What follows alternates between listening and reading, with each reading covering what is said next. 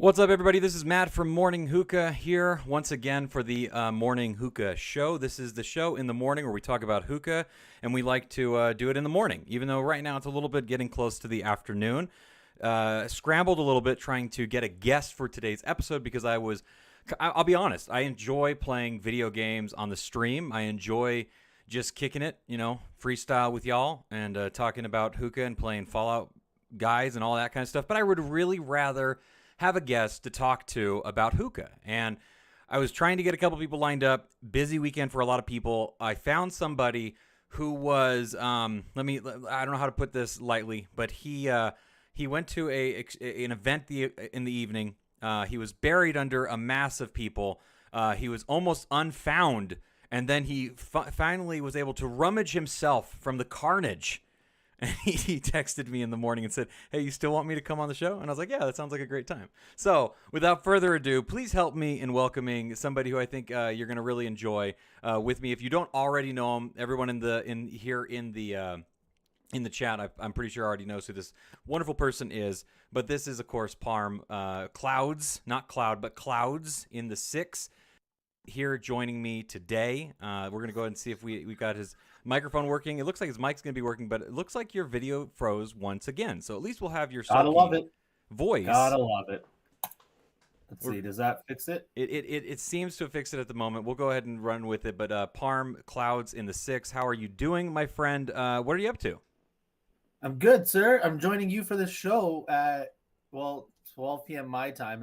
I woke up, I made a cup of coffee, and you're like, "Hey, you want to be on the show?" And I'm like, "Sure, bud." Packed a bowl. Here I am. Well, I'm glad that you were able to speedy pack a bowl and get here hanging out with me this morning. I'm excited to see what kind of crazy mischief we can get into. We don't have like a plan for the show. Most people that know me know that I'm like super thorough in the way that I like plan out my shows with like notes and like all these things. But this is going to be like literally firing from the hip. Like that is what this show is going to basically be. And your camera just does not want to play nice with us. It's a very flattering picture, as you would tell me, that we have of you at the moment. I mean, I'm trying. I don't know what's going on with the camera. I'm on my I don't know. I don't either. It's technology. Technical difficulties is something that definitely happens here on the show. What is up, Hookah Buzz? Thank you so much for joining us all the way from India, actually. Hope you are doing well. Afros and Hookah, hope you're doing well as well. Akeem, so nice to see you in the chat as always. Muscat, Moscote, Hookah? You tell me. Never a good moment. You tell me. Just the homie UPK, bro. You know. Yeah, but I want to hear your pronunciation, because sometimes these names, they get you tripped up more than you assume they're going to. So I want to hear what your pronunciation of his name is. I'd probably go Moscote. Moscote. I'm pretty sure you're more correct than I am, but that's not too surprising. Again, I went to public school, so what do I know? You know.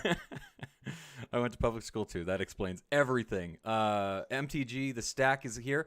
It's got to be the 5G. It's got to be the 5G. That's what's causing the problem for sure. Adrian, hope you're doing well. It's all these clouds, causing the Wi-Fi interruption. The clouds in the Six. That's the. Oh man. I like this guy. It's going to be a fun show, I think. And then also I want to give a shout out and a thank you for showing up to, I think that's it. I think that's everybody that I saw so far in the chat. Moscuti. I don't know. We're gonna move on. What are you smoking today? Let's get into what it is that we're smoking. At least try to track down some semblance of a show and see if I can. Oh, you know what? We're not even live yet. How is that? What do you mean? I'm trying to go live on, let's see, pages that I manage. I wanted to go live on my Facebook page, but for some reason I got to complete the details. What details need to be completed? I'm going to have you describe what it is you're smoking, and then I will try to figure this out. So what are you smoking at the moment, Parm? I am smoking a fabulous mix that I am obsessed with. It is Raymonade from Element V line, Lemongrass from Element Air, and Morose from Element Water. Ooh, those all sound very good. Can you describe some of those flavors that you packed. now we're in a whole new domain because lemon V line's a mix of a variety of flavors. It's like a pine and a bicol lemonade, something like that. What? Okay, Lemongrass. I got a question for you about the V line. I don't have a lot of experience with Element. Now you have quite a bit of experience with Trifecta tobacco, correct? Yes, sir. So could you describe V line similar to um, similar to Trifecta? How do they compare or contrast? Because like the couple of times that I have had Element tobacco, I actually think that they're similar to Trifecta. So okay, well, Element has different lines, Mm-hmm. and their airline would be this. Yeah, the airline is the equivalent of like their blonde line. Mm-hmm. The cut, the flavor profiles, the overall experience, in my opinion, is better than what you would get with Trifecta. Mm-hmm. Certain flavors with the airline you don't have to mix, like they can be smoked as a standalone flavor versus a lot of the Trifecta flavors are meant to be mixed and they taste better when mixed. So it's with the Element airline, in my opinion, it's one of my favorite blonde lines. It's super user friendly, it handles heat really well. So you don't have to stress about like I have to get the pack specifically like this, and I have to put X amount of coals to get a certain duration or certain session out of it or quality of session out of it. So I think Element's better than Trifecta. I think Trifecta is like that introductory brand to people who want to get into, let's say, like that performance side of, tobacco and shisha flavors. Versus it's like you start with like Alfakar and the Adalias, and you work your way up into, a Trifecta and then Element, and then if you want to go to the dark, like the dark tobacco realm, you go with Trifecta Dark, and then Sarba's Vintage, and you work your way up into Must Have in Tangiers and Azure. So I think Element and Trifecta is like a good introduction brand. Element is a little bit more refined. I find it very interesting the way that I view Trifecta nowadays compared to how I viewed them, especially when I first got into smoking Trifecta. I feel like I was very blown away by what Trifecta was at one time, 100%. and I feel like I've definitely lost a little bit of that kind of the honeymoon phase is over. Let's put it that way. I kind of So I agree, but Trifecta was the first brand that I like outside of Alfakar and Adalia. That when I got Trifecta was also the first time I got like my mini rook, a Provost. it was when you So started to get into the enthusiast way of smoking, yeah, kind of. where I started packing my own bowls at home instead of going to like a lounge, and it was you start with like the peppermint shake. I remember the first three flavors I got were peppermint shake, twice the ice, and TNT. And you mix those together, and I was like, wow, this is like Yeah. nothing I've ever smoked before. Because Alfakar is like a little bit more traditional in their flavors, where it's like blueberry fruits and stuff like that. But then you go into Trifecta, where it's like actual unique flavors like peppermint shake, and you're like, I've never had something like this before. I've never had like Yeah. a creamier bowl per se, or that cooling sensation of twice the ice X catches people off guard. They always put a little bit too much, and then they learn their lesson real quick. So Yeah. I think yeah. that the honeymoon phase of what Trifecta is gone, and I kind of just accept them for what they are. And I don't mean that as like to downplay them in any way. I think they still do a lot of things very good. Obviously, it's been a long time since I've ordered like new Trifecta. Like it's been a long time since I wanted to taste that Trifecta flavor and stuff. I feel like a lot of my smoking habits have really gotten a lot of the stuff that I want from it has come from Tangiers and Azor, and even a lot of the new brands and stuff, especially when I was getting into things from Russia like the WTOs and the dark side and stuff. Like I didn't see a whole lot of reason to get back into Trifecta, and maybe that's my own fault, and maybe it's just time for me to kind of try to do another deep dive into that again, to kind of see kind of what I feel about them again. It's been a long time, like I said. The Hookologist says, Matt, you're not going to believe what I got this week. What did you get, Tommy? What did you get? Oh, you got some. No, I don't know. That's just my guess. He's had Static Starlight before. He's had it before. which we're going to have to talk a little bit about. Hookah Buzz. Oh, I love people talking while I'm working. Amazing info grabbing in the background. Well, hopefully we can keep you well entertained. We'll talk about some stuff in the world of hookah. If you have any questions, if there's anything that you would like to talk to us about in terms of hookah, feel free to drop a question into the chat or a topic of discussion. As I said, today is a very from the hip type of show. We're just going to be bullshitting and talking and just hanging out. Next weekend, I got a weekend. You got next weekend off, Tommy? Tommy, you know what that means, right? Parm, sorry, you're going to have to scoot over because Tommy's going to be filling in this seat next week. It's been far too long, Mr. Hookahologyst. That is what we're going to be doing next weekend. Sorry, not trying to overhype the next week's show compared to this show, because this show is going to be amazing as we're already kicking it really good right now. But next week's going to be fun with Tommy. We'll talk about that in the background. What's up, Rose F. Death? Thank you so much for stopping by. Happy to have you here. Afros and Hookah just uploaded a video for the first time. What? No. Afros and Hookahs upload videos all the time. They do a very good job on their channel. If you haven't seen him, he has the hookah that is too clean. You got to go check out his videos. Very good stuff over there. Anyway, so let's go ahead and talk about butt on fighters. Yes, we're going to play some Dragon Ball Z Fighters next weekend. That's what we'll do for sure. I'm smoking. Sir, yes. that's what I was going to ask you, was Matt, Mr. Static Starlight himself, what are you smoking? I'm not smoking Static Starlight. The audacity. How dare you? Well, I definitely try, especially on morning shows and stuff like that, when I'm in front of an audience and having conversations and talking. I like to try to get some different stuff loaded up so that I'm able to talk about them. You know, I want to have an inquiring opinion and justifiable understanding of different flavors and stuff like that. So here's what I did today. Are you familiar with the Afmani brand of tobacco? Sir, I am not. Afmani is from the brand family of Medwa tobacco. Medwa has Medwa. It has Nirvana Super Shisha, and it also has Doka as well that you smoke out of a Medwa, which is an Iranian tobacco that is a pipe tobacco. They have a brand called Afmani. It's their blonde leaf tobacco. It's still very lightly washed tobacco. It is in a white. It used to be in a white packet, Hookah Buzz. It's actually in a new refined packaging that's very like. I think I can grab one of them. Hold on 1 second. Oh, it's right here. I can get it. This is their new packaging. It's a black package that has like very outlined artistry for the imagery and stuff like that. It's kind of interesting. Parm, there you go. You can see it over there.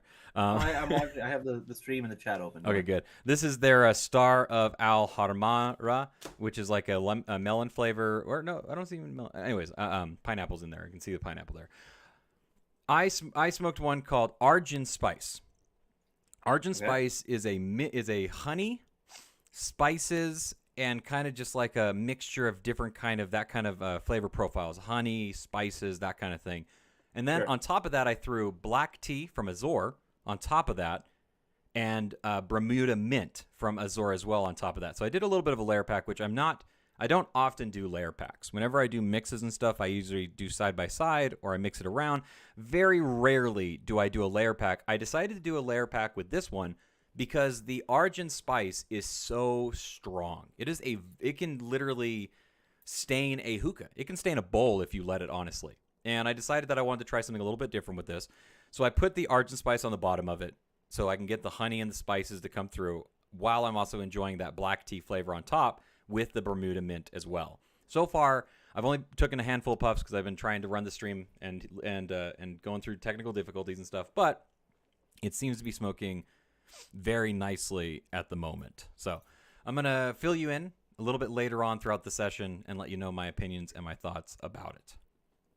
Can we get a quick cloud check? Oh, one day I'll be as cool as Matt. Who knows? We can strive. It's nice to have goals. I don't know. I've seen your cloud checks. They're pretty damn impressive. In the world of hookah, the things that impress us hookah people are the cloud checks that we are able to enjoy. Those are some clouds in the six. If I ever did see some myself, you're in the six. Physically and literally, yes.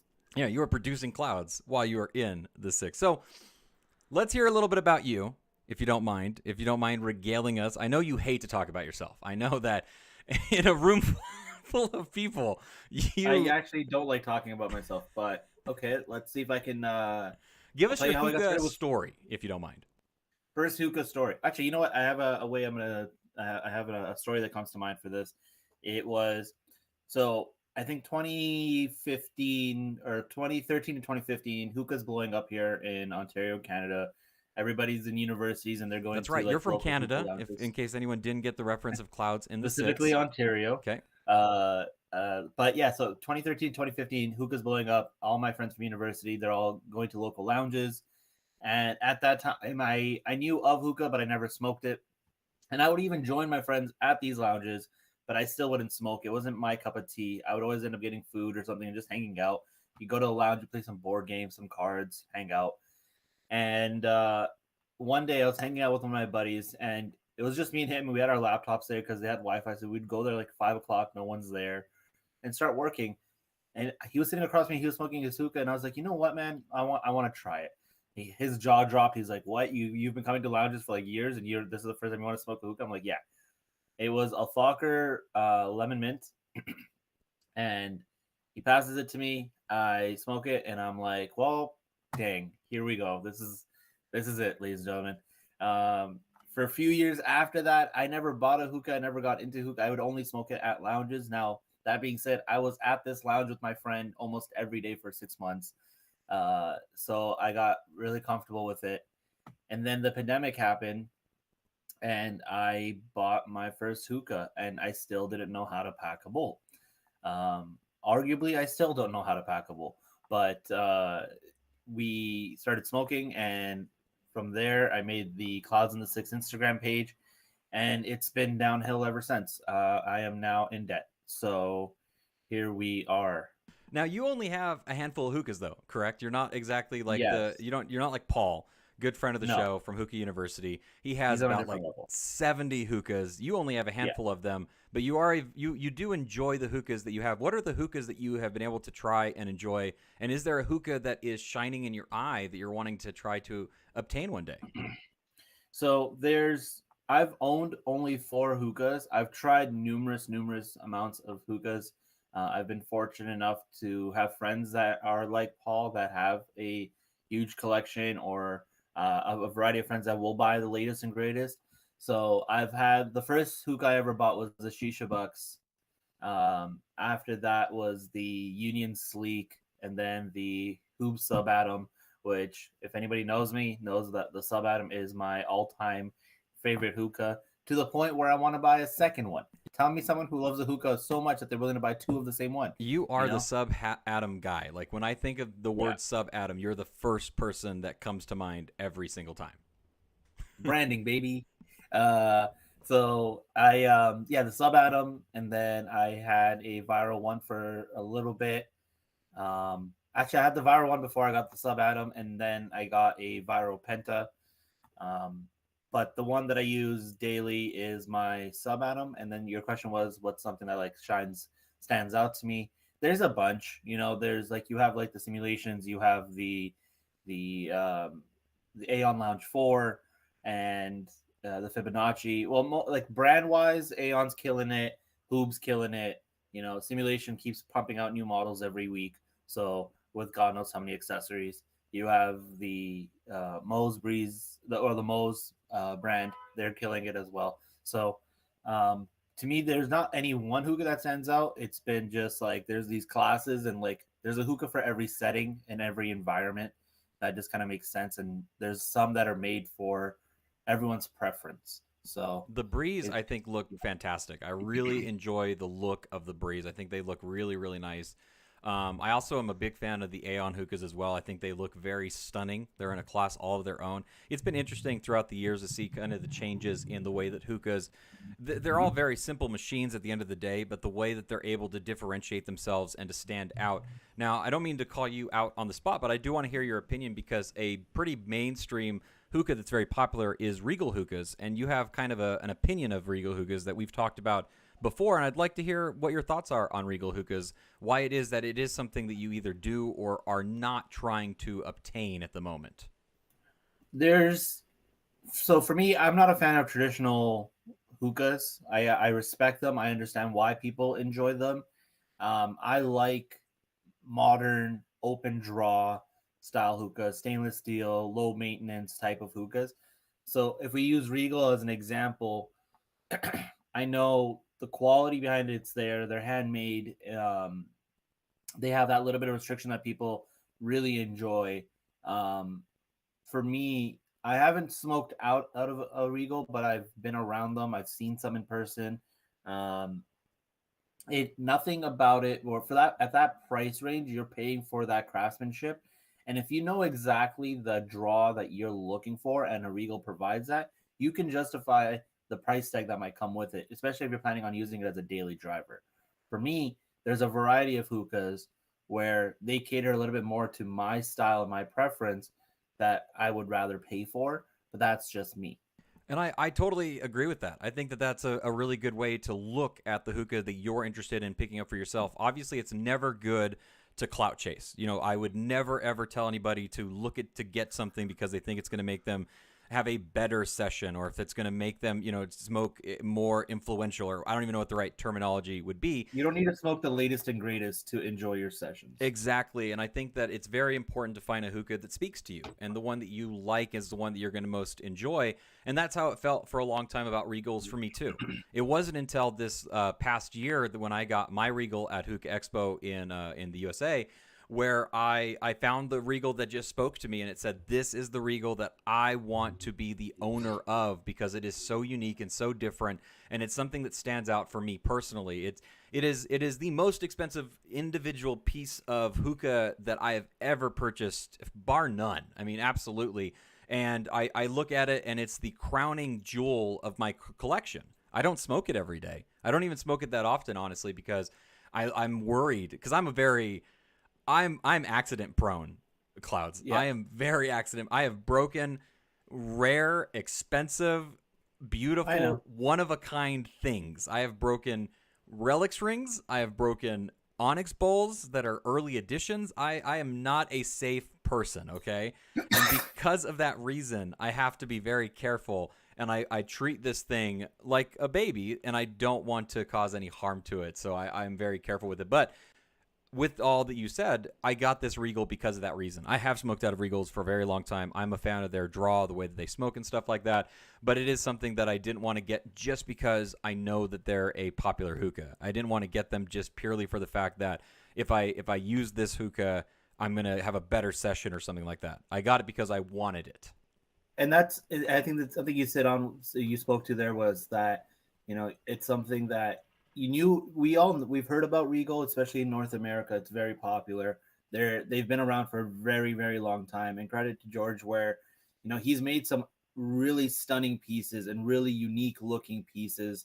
He had that one where he does like those galaxy theme ones, or even one where he had like all the pencil crayons in it, and he like carved that one down. That's personally one of my favorites, where it has like all the pencil crayons and they're like, you can see all the colors. And the thing with buying the latest and greatest is within a few months, it is no longer relevant. There's always going to be a newer one, a new hook on the market. And unless you operate in a specific tax bracket like Paul, where you can afford to buy all the latest and greatest, for most people, if not everyone else, it's hard to justify owning that many. Most people that do collect hookahs have a variety that offer different things. They don't have 5 hookahs or 10 hookahs that are all in the same category. They all offer a different draw, a different experience in whatever regard. And just to like wrap on the conversation regarding Regal, though, is they're tried and tested. And if you're going to spend that kind of money, for me, I'm a sucker for practicality. I don't want to have to baby something. Taking care of something is one thing, but having to baby it because you know how much went into it doesn't work for me. Because when I buy something, if I did buy a $500+ hookah, I want that to be my daily driver. I want that hookah to be the end all, that I don't have to worry about anything else. Yeah, I agree with that completely. And I'm just kind of like looking at my collection right now and just kind of like seeing the stuff that I have over the years, how I've kind of amassed them and the kind of differences in the different hookahs. They all do serve a very different function and a different reasoning for existing and stuff. The Regal is that kind of like the crowning jewel and stuff. I also have the one that I'm smoking out of today is actually called the Fumant. It's the little tiny one. It's a desktop hookah. It's not very tiny actually, But it is a desktop hookah, and normally, regardless if it's a desktop or not, I usually put everything on the ground on a little Do you wooden. mean tabletop, or do you actually mean desktop as in the computer? I mean desktop as my computer area. It You know is. what? Physically, like literally, well, not physically, literally in the term, yes, you are right. Yeah. Yeah. Shout out the public school system. So I do have it sitting here, and it has such a cool, unique feature to it. This was something that was sent for review purposes, and I was able to do a review for it. I think it's a very cool hookah.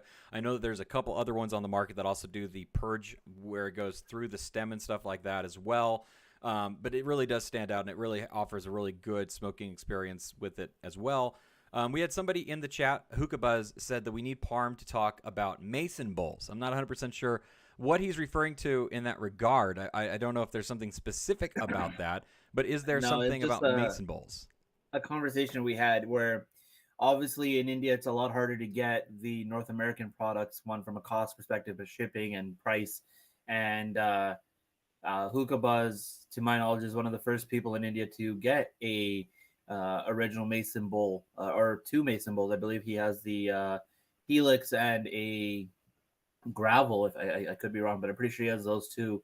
And it's interesting seeing the huge hookah community in India and their style of smoking and what they have access to, and them learning. Like, you have people in like Germany and Russia where, you know, innovation, trying the latest and greatest, and have access to almost anything and everything, even in North America.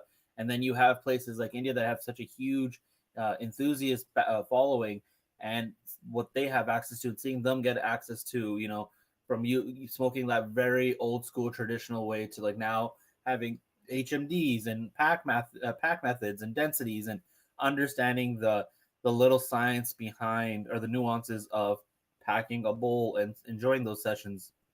And Hookah Buzz, if just a subtle plug for him, if you guys haven't checked out his YouTube, because he's very scientific when it comes to it. He's done the due diligence of actually researching and making notes and reporting on his thoughts and opinions on his stuff, and trying the stuff that he sees available on the internet regarding, you know, how to smoke hookah, and like, or the more optimal, the best way of smoking hookah. So we were talking about mason products, and I was curious because these guys have access to a variety of other bowls, but not so much the hype stuff that we're so used to. So I wanted to know, when you got his hands on that mason bowl, was that hype or that price tag worth it? I think he's done a few videos regarding it, but yeah, I think even for me, you know, when I got into hookah, everyone starts with the Egyptian clay bowls, and those are like $7, you know, dirt cheap. You break them, you get another one, not a problem. Then you work your way into like the alpacas and, you know, the oblacos, and you're like, oh, like this is like, it looks really cool. They're a little bit more expensive, and people usually relax in that realm. And there's some people who are like, I want, you know, something cooler, or some, not even cooler per se, but more expensive, more hype. And then you learn about mason, hazies, ermine bowls, you know, relics, whatever it may be, and you see like we'll use mason as an example because that one's a little bit more readily available and it is as hype, but people have a hard time justifying that price tag for that bowl. So you start looking into like these handmade artisan boutique style bowls, and you're like, are they worth the price? And it was interesting hearing someone's feedback who's never really been, who's aware of the hype realm, but doesn't have access to it readily, and then being able to get a bowl like that and seeing his perspective of like, do we live in a bubble where we just want the latest and greatest and the most hyped stuff, or do these bowls justify that price tag?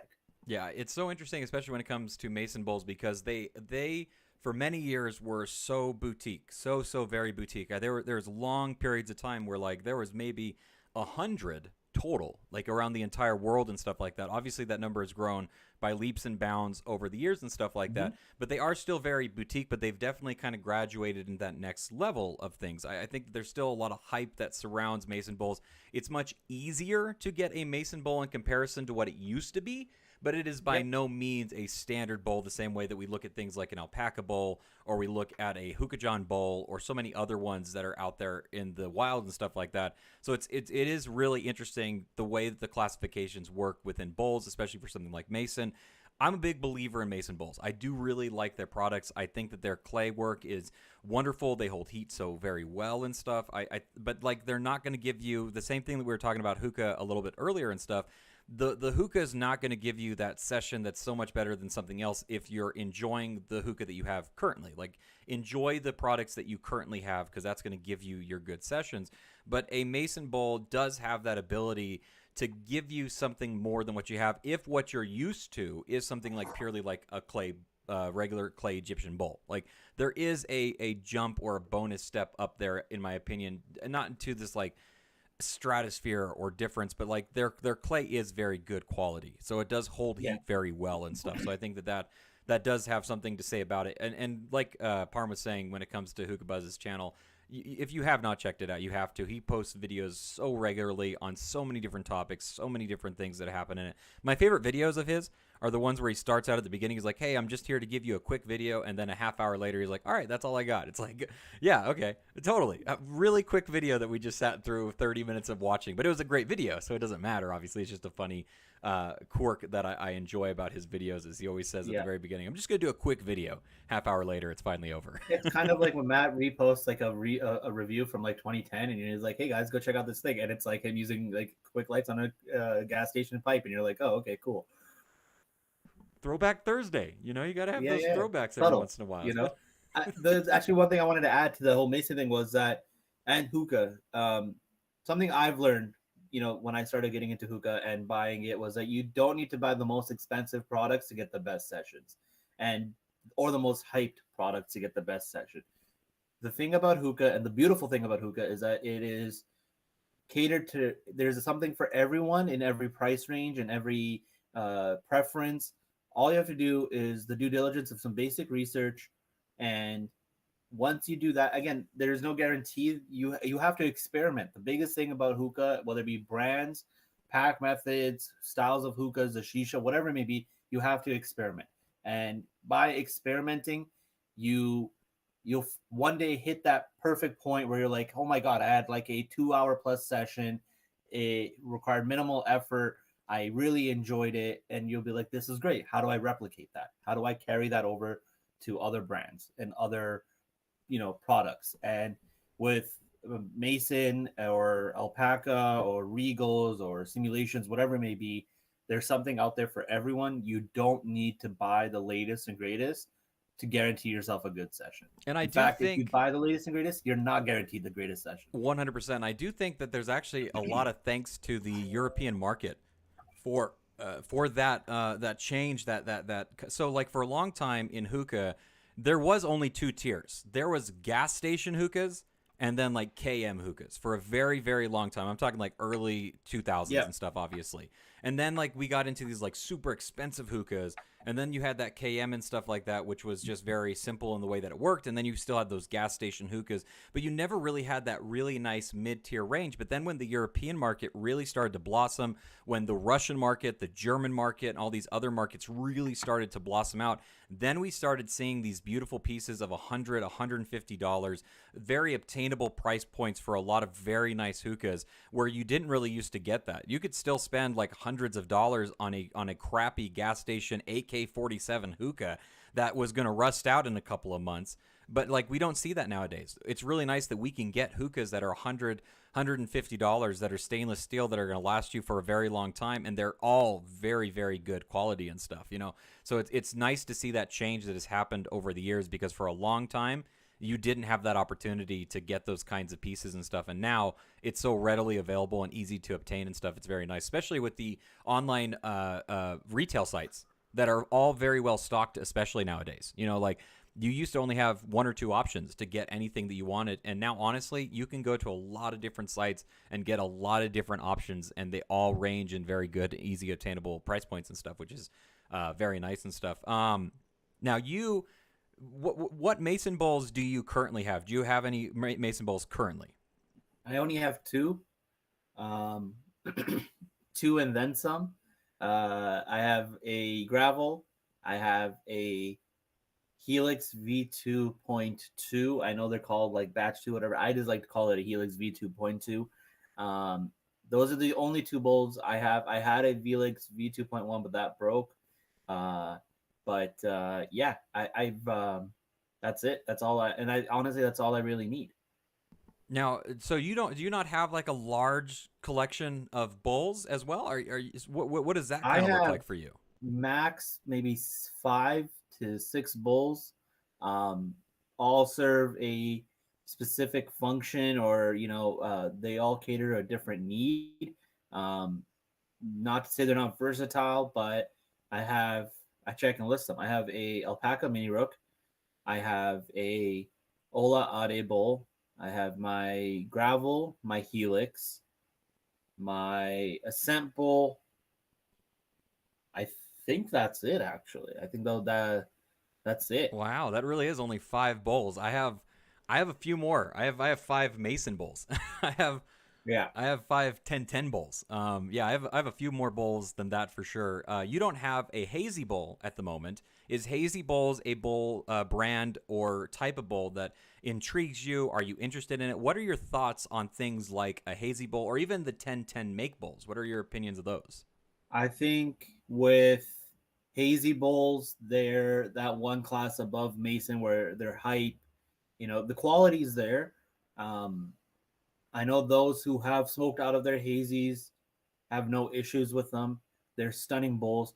Lucas from Hazy has only made one bowl that I want, and it's a haunted house kind of style bowl. That's the only one I want. All those Um, series of those Halloween style bowls were very cool looking. yes. So I really want that the haunted house one. Um, Mukeith has it. I'm Mokeef, I was waiting gonna for say him. Mokeef probably has that, doesn't he? Man, I'm at that point where if I entered to try to buy those hazy bowls, if I buy a hazy bowl, it's strictly to trade with him to get that haunted house bowl. I don't care what bowl I get. I don't care if it's rare, limited, whatever. It can have Lucas's blood print on, like a thumbprint made with his blood. I don't care. I want that haunted house bowl. Um, so hazy, You it's you just need and to make a 1010. bowl that is Hunter themed, and then you can figure out a way to trade that with him. That's what you need to do. Even then, he's Mukeith has bought a Ola bowl, Ola Ade custom painted with Doctor Hisoka, or not Doctor, sorry, Hisoka. His name is Doctor Hisoka painted on it, so he has that. But even the thing about like Jordan and 1010 bowls is he's done a really good job of making super quality bowls, and it's not impossible to get one. If you're following him on Instagram, you have the notifications up. He does like the story drops, and it's easy to check out, Often. and they're affordable. Yeah, and he does them Yes. so often, and they vary in such a wide price range. I think you can go all the way down to about like $30 or $40, and then they do get up to 150. I saw one of his tentacle bowls, his 10 10 tentacle bowls, go for like $150 or something like that. But he does have Yep. those kind of more standardized bowls that are closer to like $30 $40. So if you want to get a 10 10 bowl, you definitely can. I have a few in my collection. I really enjoy them a lot. They are very good quality. Has there ever been a hookah product that you yourself have ever gotten and was disappointed by because of either hype or because of expectations that you had yourself for that product? Mm, no. And because I do my due diligence of not buying stuff that comes out right away and waiting to hear that feedback and what people's thoughts and opinions are and giving it a little bit. Now, there's times where I'm like, I wish I got like this hype bowl for whatever reason, but usually the more rare the bowl, the less likely I am to get it. So that's fine. It kind of works out in my favor. Um, and also I'm always also really cognizant of price point. Like if I get a Mason bowl, I'm not trying to pay resale prices for it. If I hit on a retail drop, sweet. If I don't, it is what it is. I know that if I need to, I could get rid of it and still recoup that money that I put into it. So I'm not too stressed about that. And now, once you kind of follow one or two people in the hookah community, you are naturally exposed to so much feedback and thoughts and opinions on a variety of bowls. And you can do your own, you can make your form your opinion. And then if you can justify the cost, you can get a bowl of whatever you want. So to answer your question, no, nothing I've bought has made me go like shit. Like that was expensive, and this is not what I expected. The hookologist in the So yeah. comments, he just wrote down my Vero 1. Are you saying that your Vero 1 was disappointing to you? If so, why is it disappointing? Because that did happen to me. So You I know what? really. Yes, I agree. The Viro one was the one hookah where I had really high expectations. I looked at it. I had one for a few months, and I was like, "What the heck?" So you're right, hookologist. That is the What about it? one. What about it is a letdown? It's it was the user, like, again, I'm a fan of practicality and like ease of use, and from a practicality standpoint it checks the boxes: compact, easy to use, whatever it may be. At the same time, it's a very delicate hookah. You have to get the water level precise, you have to purge carefully. If you're not paying attention and one day you're just accidentally, you purge a little bit too hard, you will flood the bowl. And it is the only hookah in my life where I have flooded the bowl more than once, uh, or actually ever flooded a bowl. I've never had any issues with any other hookah. And I mean, sometimes I'm not paying attention. You purge a little bit too hard, or you're not paying, whatever it may be. They're all, all my other hookahs are suitable, but the viral one was the one hookah where I was like, damn, this was it from a quality perspective. And there's people who know how to use it and they have no issues with it, and it's their daily driver. They travel with it, whatever. For me, if I had left my hookah with someone, I don't have to give them a list of rules and guidelines on how to use that hookah. I had a Viro 1 for a long time. I actually sold mine to a friend of mine that was really interested in it, and I kind of felt the same way about it. It was given to me as a gift. I got it for a Secret Santa event that I was a part of, and I didn't really know what to expect because I've never been the type of person that enjoyed tabletop style hookahs. Like I like full style hookahs and stuff like that. And the Vero 1, even though it does have, you can get good sessions out of it and you can enjoy it obviously and stuff, but it is the only hookah that I've ever flooded a bowl in like that and stuff. And so like I definitely see that. I do think that it is a nice portable hookah, but there's also like little problems with it that I didn't like. I didn't like that you had to put the hose port on the very bottom of it. I didn't like the way that it was kind of shaped for the bowl port itself and stuff, and that there was no tray. Even though I don't know about you, but like I don't exactly use a tray constantly, right? Like the tray is definitely more of aesthetic looking at this point in my smoking career than it is something that I use on a regular basis. Is that the same way for you? So the same situation with the sub atom, it doesn't come with a tray. If I'm at home, most people that are, if you once you get into coconut coals and stuff like that, you usually get a coal carrier or something to ash the coals in. You're not really using the tray from the hookah. I love to use a tray. I like, with my sub atom, I had like a little metal tray that I could like put on it because it still fit. So it's just ease of use, because sometimes let's say you're smoking on a deck and you don't have anywhere to ash your coals, and you have a hookah that doesn't have a tray. You need the tray for at least to ash the coals, or so you can put them somewhere. So I use the tray. It drives me nuts if I own a hookah where I have to worry about like damaging the tray or leaving like the coal marks or whatever.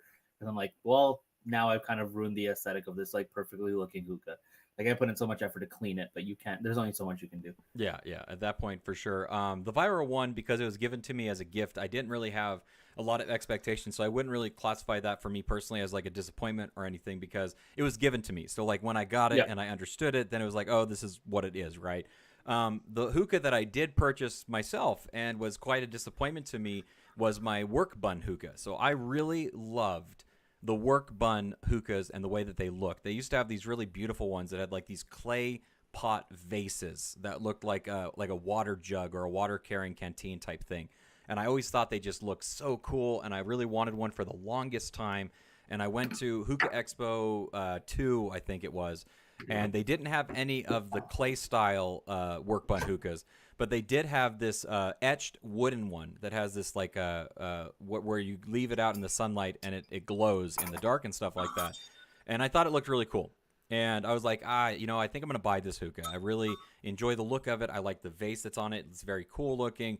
So I decided to drop. It was like $220 for the hookah at the expo for the pricing and stuff. So I got it. I smoked it a few times, and I kind of like convinced myself that I was enjoying it. I kind of told myself like, this is good.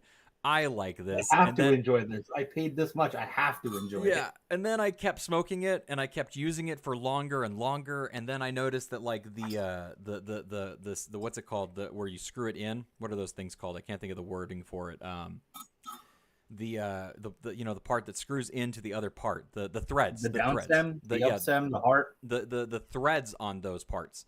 They're Okay. so thin and they're so easy to ruin. And it's like, I paid this much money for these thin of threads, and it was very disappointing to me. And then like comparing it to other hookahs that I had purchased that were way less money than that cost, and it's like, this just doesn't work together. Like it is a disappointment to me. My work bun hookah, it's way too restrictive. It's way too cheap feeling for the cost that I paid for it in general, and it's just disappointing for those reasons and stuff. So I think that we all have regret here and there about certain pipes or things that we've ever purchased or dealt with and stuff.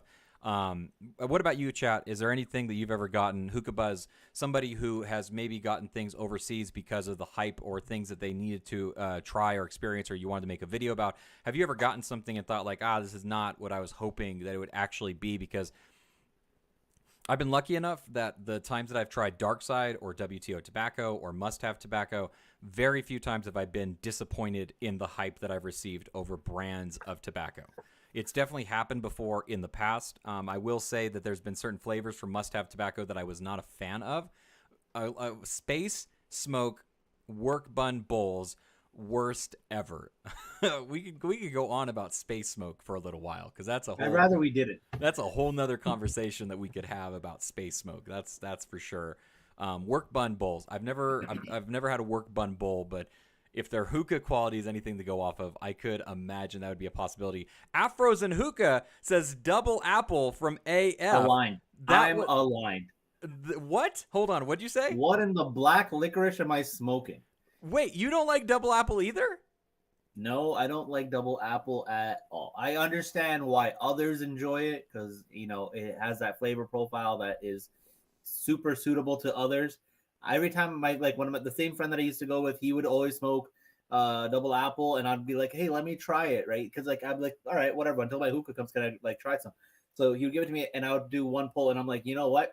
This ain't it, Chief.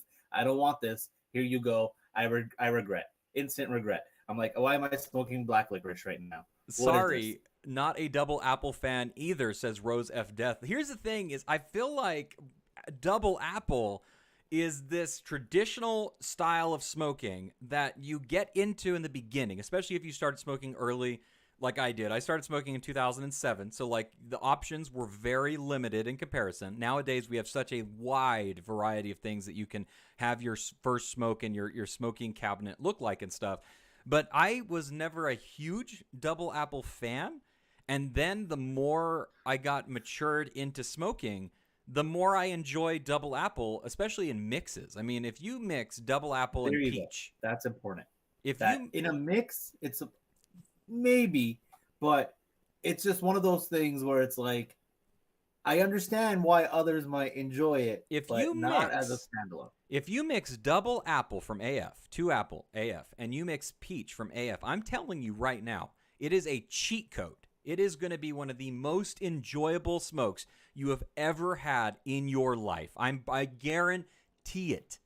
All right, well, I'll see you in October, so maybe you can put your money where your mouth is. I will bring it. I will make sure to bring some two apple from AF and some peach from AF, and I will load you a bowl, because it is a cheat code. Honest to God, when it comes to hookah mixes and stuff like that, it is so very good and enjoyable. Let's see. Hookah Buzz says, Parm, please smoke double apple 4 days in a row, and you get addicted as if you are smoking weed. He's comparing it to weed. That escalated quickly. I'm going to have to respectfully say no. I am not really in the mood to smoke any one thing for 4 days in a row. Unless it's Static Starlight. I haven't had it, and so I can't speak to it. Yep. I'm good. No, thank you, sir. I'll make sure to bring some Static Starlight with me as well. We'll buy some fresh up there so that you can enjoy some Static Starlight, so I can show you the way of the Static and the Starlight. We are going to be in Las Vegas together. We're going to be in Las Vegas together in October for Hookah Expo, HEW. It's going to be October 15th or 14th and the 15th. We're going to be there hanging out with the Hookah University boys. There's going to be some parties. There's going to be a lot of really good events. I'm going to be working with Hookah Battle on some projects. Parm is going to be working with me. We're going to have some fun. I guarantee you we're going to have some good times in Las Vegas. Have you ever been to Las Vegas? Sir, I have not. I have not been to Vegas in my life. I've gone gambling. I've entered a casino 3 times, gambled once, and walked away positive. And I'm like, I'm retiring a perfect career. So I'm retiring up, and I'm okay with that. But Vegas, I have not been there. More than anything, it's going to be I'm looking so forward to meeting everyone in person, and just enjoying the sessions in person. Not having to wait for anyone when you're on Discord, or on VCs or on Instagram, whatever. You have to wait for that. There's always one conversation at a time, so you can't overtalk. You can't talk over each other. But in person, we can do bowl shots. We can do.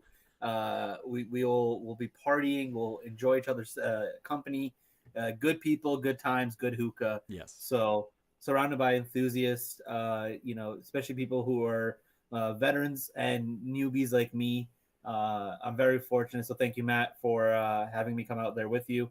I'm looking forward to even working together and all that fun stuff and experiencing the expo, because I've always seen these expos, and I'm really excited to walk the floor and see the faces behind these brands and meet people in person, shake some hands, hug some, kiss some kids on the head, like do the whole presidential thing. Maybe not kiss the kids on the head because I might get kicked out, but like no kids on the head. definitely 21 and kids there, older. 21 and older. Only ones allowed, obviously.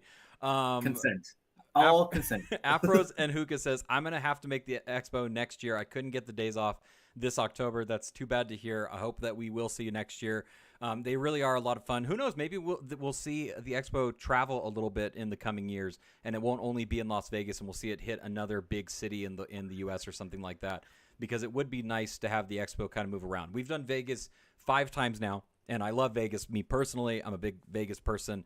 I recently gambled a lot the last time I went there, and I also was very much in the positive. So I'm kind of thinking about also retiring, because I think that it's always good to go out on top, obviously, and then my wife won't murder me for spending all of our money on gambling. I'm also excited because there will hopefully be bull shots in Las Vegas, and I guarantee it. You might get to meet Hobo Matt. Few people have ever met Hobo Matt. I try to not let him out as often anymore because I'm getting older, and Hobo Matt is very harmful to my health, I have learned. So I'm trying to keep him more contained. But there's a small chance, because you'll be there, Hobo Matt might make an appearance. We'll see what happens. Don't worry, Matt. I'll make sure. I'm the opposite. There's always friends like, I'll make sure you get absolutely wasted. I'm the opposite. I'm like, I'll make sure you have a good time. So we'll have water ready. We'll have electrolytes ready to go. We gotta, it's a marathon, not necessarily a sprint. So I'll make sure I'm your running coach. I'll be like, listen, right, buddy, 4 shots deep. Let's have a glass of water. All right, sounds like a plan. It's going to be a good time. I'm very excited for Vegas and for the expo. It's coming up right around the corner. It's amazing how quickly, once the time starts running, it starts to get even closer and closer. So it is right around the corner. We'll have some exciting news coming up later about it and stuff. Obviously, we'll be able to talk about that. Yeah, so this has been a lot of fun. The show has been a great time. I really appreciate, Parm, you coming on last minute like you were able to, and joining me to talk about hookah and just have a good session. It's been a long time. I try to make it to all the hangs and the stuff that happen outside of the world of morning hookah on Discord and stuff like that. Hookah University has a very active Discord that's constantly going. There's always somebody in the chat, always somebody down to do a VC and stuff like that. And I try my best to make it occasionally, but sadly, sometimes I'm not able to. But this has been a really enjoyable time. I really appreciate you. What is your full thoughts on your bowl and your mix now that we are closing the show a little bit? I love it. It's you know what? I lied. This is a mix I can smoke 4 days in a row, and I am content. You can play with the ratios. You don't have to like do a specific ratio. You could play around with them between the Rainmanade and the lemongrass. Matt, I really want you to try this mix. I think lemongrass is like alfalfa citrus mint, but done better. And Rainmanade is a variety of flavors. Like, I've never had a pine flavor pronounced in a bowl, and it works so well with like that lemony bicol. There's like elderflower or something in it as well, or elderberry, something like that. I love it. I think it's if I had to name a mix after myself, it would be this one. This would be my signature mix. Wow. That's how much I love it. Wow, you are a big fan of this mix. I got to say that in the beginning session parts of my session, I was unsure as to what it would mature into or what it would start tasting like. But I got to say, I'm really enjoying that little bit. I'm glad I did the layer pack the way that I did it actually, because it really helped mellow the intensity of the honey and the spice flavors that are inside of this Argent spice. I'm really happy with how this is turning out. The black tea, which is from Azor, is this really unique tea style flavoring, which is like a sweet tea. I don't know if it's supposed to be like a breakfast blend or like a. It's definitely not a. What's it called? What's the gray tea called that everyone smokes? Earl Grey. Earl Grey, yeah, not smokes, drinks. It's not Earl Grey because it doesn't have that citrus note in there, so it's definitely more of just like this sweet breakfasty blend of tea. Very good, and then the mint obviously is just a nice, it kind of just says hello there and stuff, and it's really nice. But having the layer pack with the Argent spice on the bottom like it is, it's really helped kind of mute a little bit, just enough that you're still able to taste the honey. The honey is really impressive in this blend, and those spices on the bottom of it as well. It's just been a very enjoyable session all throughout of it, which has been very nice. I think that's probably going to do it for us here on the Morning Hookah Show. Parm, like I said, thank you so much for coming on and hanging out with me. I hope you have you on again. We're going to have to run this back for sure with a little bit more prep time that we can engage and create a very fulfilled show based around having you on the show. So we'll definitely have to run this back again, all right? Yeah, and also, guys, if Matt, this is not a formal, rigorous show. You guys can always hit up Matt on Instagram at Morning Hookah, or even myself, and feedback. What you guys want to see in the show is what's missing. What are your favorite segments? What do you want to see more of? And Matt, being a man of the people, will incorporate that. So don't hesitate. And I just want to end on one note, guys. I only have 3 reels on Instagram, so go like all of them. And so that's at Clouds in the Six. But also, keep experimenting, keep trying new things. Don't let biases of others form your opinion. Keep play with. There's so much to do in the world of hookah. You can't get bored. Keep doing what you guys are doing. Enjoy your sessions to the most, whether that be solo or with friends. Make notes, enjoy them, and keep smoking that happy smoke. I completely agree. As we say here on Morning Hookah, smoke what you like and like what you smoke. You can find me, obviously, on Instagram at Morning Hookah. You can obviously subscribe to the channel here on YouTube, youtube.com/Morning Hookah. You can find me on Facebook as well, Morning Hookah. You can find Parm over on Instagram, Clouds with an S, Clouds in the 6. Don't follow my terrible naming that I'm unable to properly do anything right. But hey, it wouldn't be Morning Hookah if I did everything right to begin with. So that's how it goes here on the show. Thank you so much for joining us today. I appreciate it as always. Until next time, we like to say here, keep on smoking, and we'll see you when the clouds clear. See you later. Bye.